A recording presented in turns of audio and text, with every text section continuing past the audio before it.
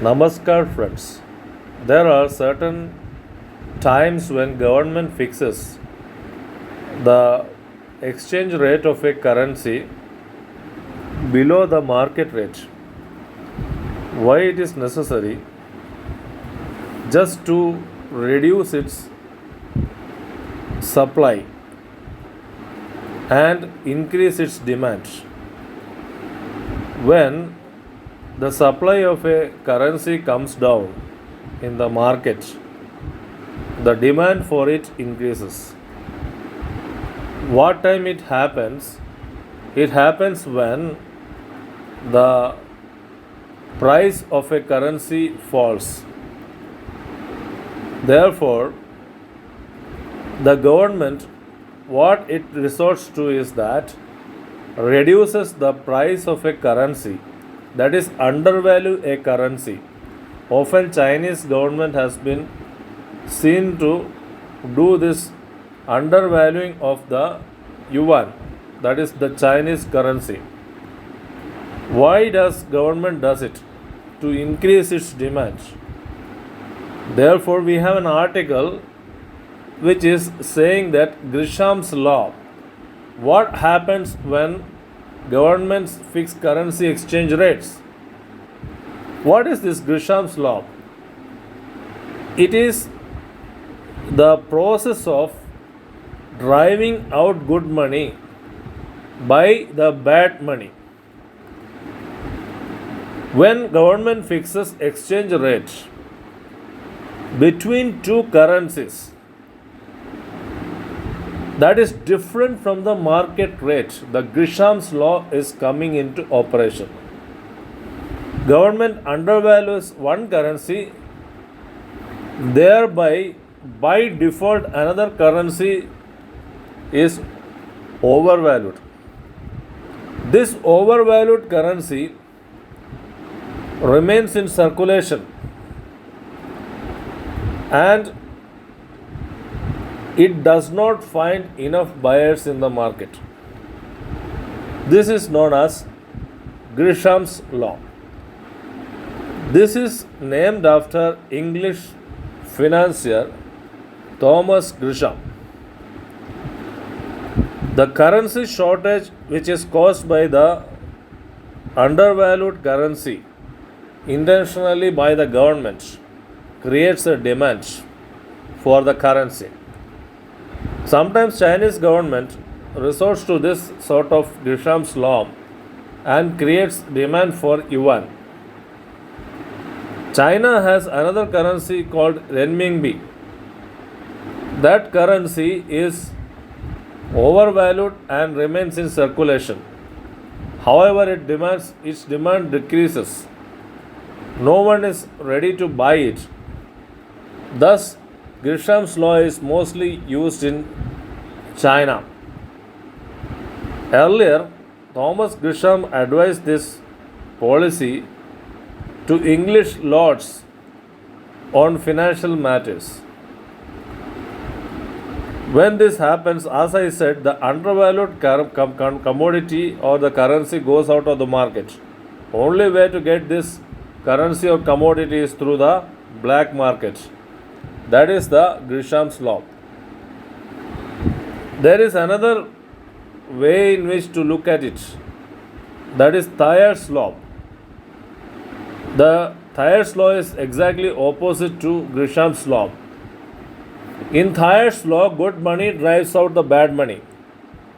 Why it is so? Because government is not fixing the exchange rate of the currency. Therefore, what happens is that the good money, that is the good money which is having the exact value, is remaining in the market and the bad money goes out of the market. An example is the cryptocurrency. The cryptocurrencies have been analyzed by some as an attempt to drive out the money issued by government. Friends, we all know of hunger. Hunger is so ungrateful that it forgets about the past and always wishes for the future. wishes more for the future. So here we have an editorial article which is titled Ridding India of Insecurity. What is this food insecurity? Pulepra Balakrishnan is an economist and a very influential writer.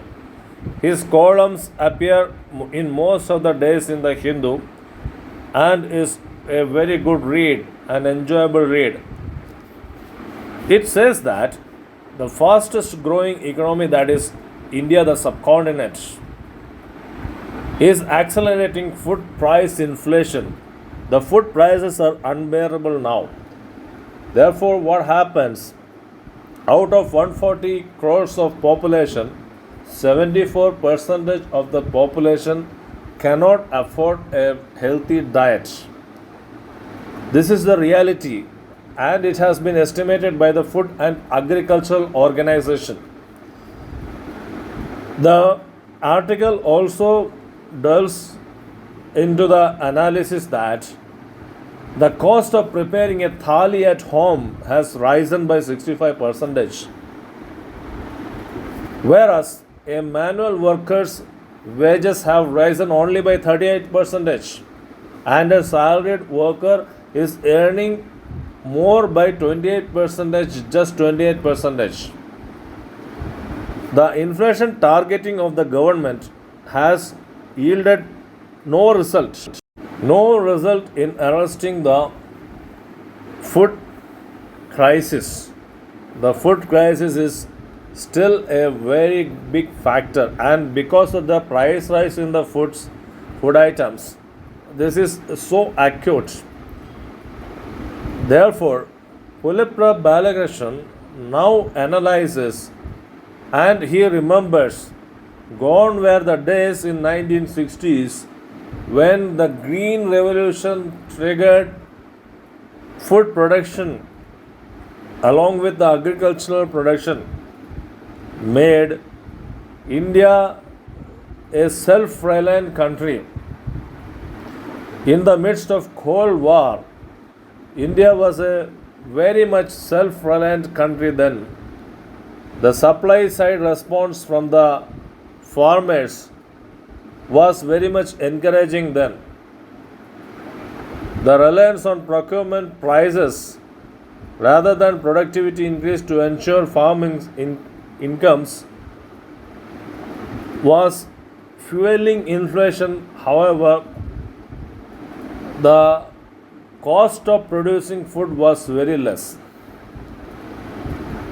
This analysis has yielded certain opinion, which is that increased public expenditure on irrigation is not reflected in increase in irrigated area. Where are those sterling role played by the Gram Sevaks, who was a familiar figure in the village? The Gram Sevak, who was a hero, must return, playing a crucial role in the dissemination of best practices in agriculture. What is that? Best practices in agriculture. Thank you, my dear friends, for your kind cooperation.